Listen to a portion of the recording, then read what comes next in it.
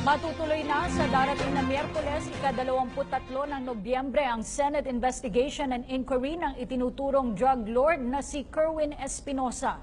Sa kabila ng naunang napaulat na gagawin ito sa Campo Crame, gagawin na ito sa Senado para masiguro ang kaligtasan ni Kerwin. Ang isasagawang inquiry ay karugtong ng Senate Committee hearing patungkol sa pagkamatay ni Albuera Mayor Rolando Espinosa. Nauna rito ay sinabi ni Senate President Coco Pimentel na may plenary session pa ang Senado patungkol sa budget kung kaya't maaari umanong ma-cancel pa ang naturang pagdinig. Ayon kay Senate Committee Chairman on Public Order and Dangerous Drugs Senator Panfilo Lacson, hindi pa sila nagkikita ni Kerwin. Magkagayunman, nabasa na daw nito ang ginawang affidavit ng nakababatang Espinosa. Dagdag pa ni Lacson, mahaba raw ang ginawang affidavit ni Kerwin kahit na draft ng judicial affidavit pa lamang nito ang nakikita niya. Karamihan umano sa mga pinangalanan nito ay mga miyembro at opisyal ng Philippine National Police, pero marami rin sa mga ito ang mga government official. Samantala, ani Lacson, wala rin umanong blue book si Kerwin kung saan sinasabing nakalista ang mga pangalan ng mga taong involved sa illegal drug trade nila. Tumanggap ng drug money mula kay Kerwin Espinosa ang isang hindi pa pinapangalanang senador. Isiniwalat umano ito ni Kerwin Espinosa sa whistleblower na si Sandra Cam. Ang detalye sa ulat ni Dia Fernandez. Isang senador umano ang tumanggap ng drug money mula kay Kerwin Espinosa. Ito'y ayon sa whistleblower na si Sandra Cam. Matatanda ang kampo ni Cam ang nakatunton sa kinaroroonan ni Espinosa sa Abu Dhabi kaya't nadakip at napawi ito ng bansa. Sa isang ambush interview sa Senado, inihayag ni Cam na isinawalat umano sa kanya ni Espinosa na nag-deliver ito ng drug money sa isang senador. Tumanggi munang pangalanan ni Cam kung sino ang naturang mambabatas. Pero kwento raw sa kanya ni Espinosa, tumanggap daw ito ng halos 6 na milyong piso mula Oktubre hanggang Disyembre taong 2015 na mukhang ginamit sa halalan. One senator there, nag-deliver siya ng 3 beses. So, wag na tayong magpa-tiklop dito. Sana itong Senado ma-regain ang respeto ng ating sambayan ng Pilipino. Kailangan baguhin po. Minsan na-deliveran din? Lahat po yan na-deliveran. Opo. Si Kerwin nag-deliver ng 3 sa isang senator? Sa isang senator, si Kerwin mismo. Siya mismo personally. Sa isang senator? How much? Ang nasabi sa akin, isang 1.7, isang 2 million, at another 2 million, so it's 5.7. Sa isang senador. Sinabi ni Cam na papangalanan ni Espinosa ang senador sa kanyang pagdalo sa pagpapatuloy ng Senado sa pagdinig sa pagkasawi ng kanyang ama na si Albuera Leyte Mayor Rolando Espinosa Sr. sa Miyerkules. Bukod dito, sinabi niya na kabilang din sa mga papangalanan ay mga kongresista, alkalde, gobernador, pulis, general at mayroong pampiskal. Samantala, may lead na raw ngayon sina Cam kung nasaan si Ronnie Dayan, ang dating bodyguard driver at nobyo ni Senadora Laila de Lima na itinuturong bagman niya. Lapit pa. Attorney Lani Villarino. Dito ba? Dito ba? And Attorney... Sabi na lang po kayo. Dito po. Dito po isa. Cellphone. Dito po sa isa. Okay. Okay lang. Pero yuko ka daw. Yuko ka daw. Continue. Hindi makikita. Mic mo. Mic natin. Okay. Ready na kayo. Baba konti mo ito. Tandaan lang pagbaba ha. Nakita yun. Okay. Okay. Yan na. Okay, rolling. Rolling. Good morning, Attorney. Good morning. Attorney, nakapagbigay na po ng... Affidavit, ma'am. Hindi pa. Nakipagkita muna by request, nakipagkita si Kerwin kay Senator Manny Pacquiao, nag-usap sila. Kasi gusto pa namin, kasi wala pa rin kaming tulog, magpapahinga muna ng half day. So balik kami mamaya 2:00 to take the affidavit. Ang mangyayari dun sa affidavit, yung AIDG, yung lawyer ng AIDG, si Attorney Rigor, siya yung magti-take ng affidavit. Yun, tapos kami ni Attorney John Ungab, nandyan lang kami para to assist Kerwin. Pero sila yun hinayan, free-flowing yung interview, free-flowing yung ano. So sila yung magda-draft ng affidavit and then titingnan namin kung lahat ng sinabi ni Kerwin nandun sa affidavit. Parang ganun. Ano pong napag-usapan kay Senator Pacman, ma'am? Wala. Tinatanong lang ni Senator Pacman yung nangyari, kung kailan siya umalis, kung kailan siya, yung mga ganun lang, personal na ano. Saka yung willing ba siya mag-testify before the Senate. It was also those one. May assurance si Senator Manny na if is invited to testify before the Senate for the hearing, willing ba si Mr. Espinosa to testify. Sir, who initiated the meeting? It was by request of Kerwin Espinosa. I-initiate niyo po ba na ma-under siya sa WPP, ano ma'am, sa DOJ? Actually, we are not, I know that the DOJ is thinking of putting or placing Kerwin under the Witness Protection Program. But we will just see. We are not asking. I don't want this to be misconstrued. But kung ibibigay, kung makakwalify siya ng Witness Protection Program, that would be very nice. But we are not asking na Kerwin will be placed in the Witness Protection Program in exchange dun sa affidavit niya. Hindi. We just want to clarify na Kerwin is very willing to execute an affidavit with or without the Witness Protection Program. Kasi nakita naman namin kung gaano siya ka-protected ngayon ng PNP. And we are very grateful to General De La Rosa and to the AIDG for the security preparations that they have made dun sa pagdating ni Kerwin until hanggang dito po sa Krame. At dito sa panayam sa aeroplano, sinasabi, itinatanggi niya na siya ay drug lord sa Eastern Visayas. Pero pagdating dito sa press conference, di ko mambibig niya, si GPNP ba ito ang sumagot? Yun na nga according to General De La Rosa, they have their own, ano ba yun, parang category kung ano yung drug lord. So, kung sa pananaw ng client namin, hindi siya drug lord, that's his opinion.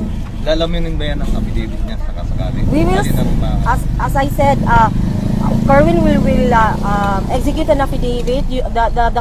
Nag-usap na kami ni Attorney Rigor ng AIDG na it will be a free-flowing conversation. Hayaan na lang niya na si Kerwin ang magsasalita lahat-lahat kung ano man yung alam niya. Tapos this will be reduced into writing. At doon sa issue na rub out, binanggit niya sa interview sa aeroplano na sinabi niya, pinanindigan niya na rub out niya sa tatay niya. Pagdating din dito sa press conference, tikom na yung bibig niya. That will also be discussed in his affidavit. Rest assured, that will be thoroughly discussed in his affidavit because that was one of his assurances na he will tell all. We do not know yet, pero he said that according to him, he will tell all, and that will also include the narration of the incident involving his father. Sir, in relation to that, may effort ba on the part of the council? Yung kapatid, yung sister ni Kerwin, kamusta po yung nagkita na po ba sila? Nagkausap sila? Kamusta po yung pag-uusap nila? May ano na po ba? Makikita mo naman sabik na sabik yung magkapatid, yakap ng yakap yung kapatid niya. So makikita mo na they really miss each other. Umiiyak nga, si Kerwin pinipigilan lang yung sarili niya. Ano yun, ma'am? May effort ba sa part ng mga council ni Kerwin, ma'am, to ensure that the affidavit is not ready made? Like yung ina-accuse kay Mayor Espinosa? In fairness to AIDG, we have already agreed that we will be there when the affidavit will be taken. So, walang ready-made na affidavit. And of course, as lawyers, we don't want that to happen. And AIDG is very reassuring that that will also will not happen. Attorney, naman yun na ba yung participation ni Sandra Camilo? Yung parang siya meron bang information ba yun? Ang sabi kasi ni Kerwin kanina, narinig ko nung nag-uusap sila ni Senator Pacquiao na Sandra Cam has a unit in the building where he lived. Pero ma'am, hindi pinipressure si Kerwin to implicate certain personalities? No pressure at all. No pressure at all. Nabanggit po ba sa inyo ni Kerwin kung ilan yung personality na involved sa drug trade? Marami. Pero dahil sa dami, so we need he has to sit down with Attorney Rigor. Attorney, nasimula na ba yung affidavit? Initial copy? Hindi pa. Magpapahinga muna kami. Alas 2, babalik kami mamaya 2 o'clock. Yung kampo nyo ba ipupush pa rin na madalaw po ni Kerwin yung We are hoping but kasi security risk din yan eh. So we will still be discussing it with General De La Rosa. Pero sa client ko po, ma'am, ano po ang gusto niya? Siyempre, gusto din niya makita yung daddy niya, di ba? Pero kayo po as legal counsel, Anong i-advise niyo? advice? No. Sa security risk. Security risk. Sir, bakit po hindi nyo ina-advise na dalawin ni Kerwin yung ano? For one, he will be, according to him, he will be revealing persons involved in the illegal drug trade. Okay. So if we will bring him there, it would be a security nightmare and high exposure for him to be executed if there are other persons interested. Sir, does it mean na lahat po ng mga posibleng isiwalat ni Kerwin nandun sa perimeter ng Albuera? That's why you're not recommending it? Not necessarily. Not necessarily, but according to him, he's only limited to persons who are within his jurisdiction of operation. Okay, so mostly sir, nandun sila sa Albuera, kaya mas napaka... Wala pa siyang pinangalanan sa amin, pero according to him, basically these are persons involved. Gano'ng kataas sir? Anong position sir? Nasa gobyerno ba ito? Mga businessman? Paano? Government officials, police officers. At saka, basta, malalaman nyo din naman yan when Kerwin appears before the Senate. May legal move na ho ba tayo para po hingin sa korte o sa PNP na makarating po ng Albuera si Kerwin? In relation to what? Sa father niya. Sa father? Opo. Wala. Ang ginawa lang namin is we asked the court na yung detention ni Kerwin is sa NBI. NBI, ma'am?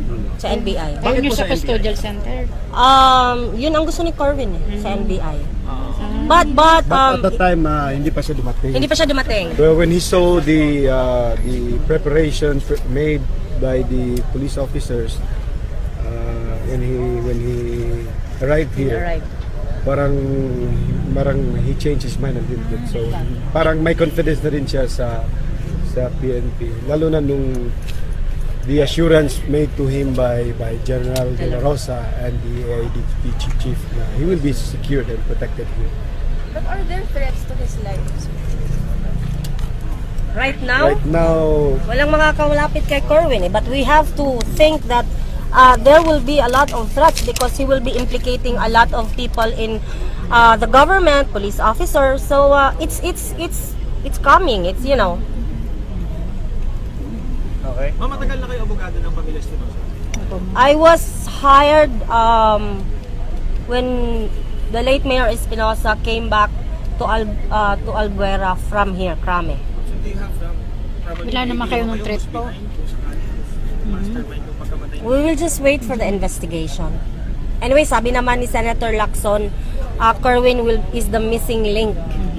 So we will see. Hindi naman The evidence will speak for itself. Ma'am, hindi naman po kayo natatakot, ma'am, yung isang lawyer ni Mayor Espinosa po na ambush. We were asking General De La Rosa for our security detail. As a matter of fact, naghingi na po kami ng security details. So we were just waiting for the approval. Okay. The risk is always there. Pero that is why we want to emphasize na the taking of Mr. Espinosa's affidavit will be done by Attorney Rigor of the AIDG. Free-flowing yung discussion nila. Tapos, after the statement will be reduced into an affidavit, we will check if it will not, if it is voluntary on the part of the Kerwin, we will confirm it from him. And that's it. So, everything, we are just really protecting his rights. We have no influence on whatever Kerwin says. But we are merely protecting the rights of Kerwin. Pero attorney, will you be present po kapag nagbibigay siya ng... Yes. Definitely. In fact, we were insisting that it would be later this afternoon. That's why we were the one who asked na magpahinga muna kami kasi lahat din ng mga officers ng AIDG wala ring tulog eh. So we agreed that magpahinga muna kami, then we'll be back by 2 o'clock for the taking of the affidavit. Okay. So si Kerwin, mananatili dyan? Mananatili dyan si Kerwin kasama yung kapatid niya. To rest din. Okay? Sige. Okay? Okay. Thank you very much.